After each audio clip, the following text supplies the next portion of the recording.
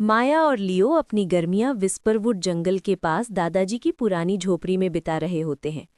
एक बरसाती दोपहर दादाजी उन्हें उस उल्का पिंड यानी स्टार स्टोन की कहानी बताते हैं, जो एक सेब जितना छोटा था और हरी रोशनी से चमकता था। बच्चे मैंटलपीस पर रखे धूल भरे शीशे की गुंबद को देखते हैं और पाते हैं कि वो खाली है।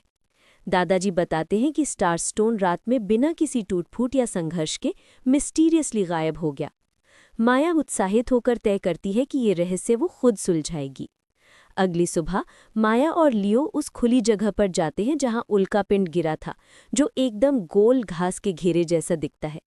गीली मिट्टी में उन्हें एक छोटे जूते का निशान मिलता है, जो न दादाजी का है न लियो का।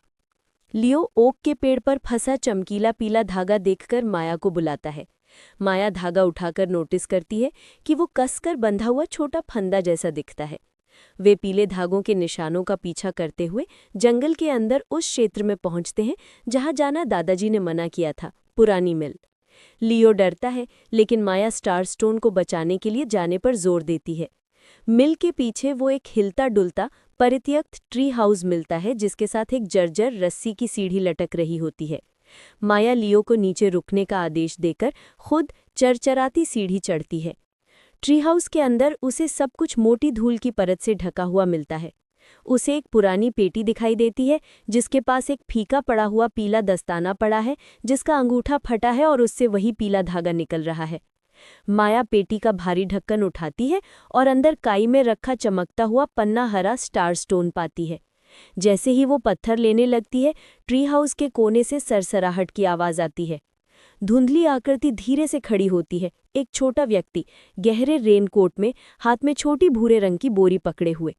उसकी आवाज़ कांपती है जब वो कहती है, तुमने इसे ढूंढ लिया? हुड हटाने पर पता चलता है कि वो कोई चोर नहीं बल्कि उनकी पड़ोसन की बेटी लिली है, जो पीला रेनकोट पहनती है। लिली रोते हुए बताती है कि उसने स्टार स्टोन चुराया नहीं, बल्कि अपने बीमार हैमस्टर स्पार्की को बचाने के लिए लिया था। वो कहती है कि उसने एक पुरानी किताब में पढ़ा था कि पूर्णिमा की रात पन्ना हरे पत्थर से जानवर ठीक हो सकते हैं। लिली अपनी बोरी खोलती है और अंदर कमज़ोर और धीरे धीरे सूंघता हुआ स्पार्की दिखाती है। माया समझ जाती है कि ये चोरी नहीं बल्कि मदद की पुकार थी।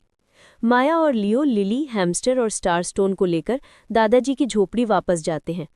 दादाजी, जो एक पूर्व पशु चिकित्सक हैं, स्पार्की का सही इलाज करते हैं। स्पार्की धीरे धीरे ठीक होने लगता है, जिससे लिली राहत की सांस लेती है। स्टार स्टोन को वापस उसके शीशे के गुंबद में सुरक्षित रखा जाता है।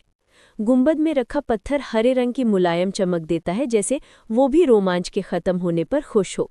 माया, लियो और लिली महसूस करते हैं कि उनका ये रहस्य दोस्ती, साहस और दया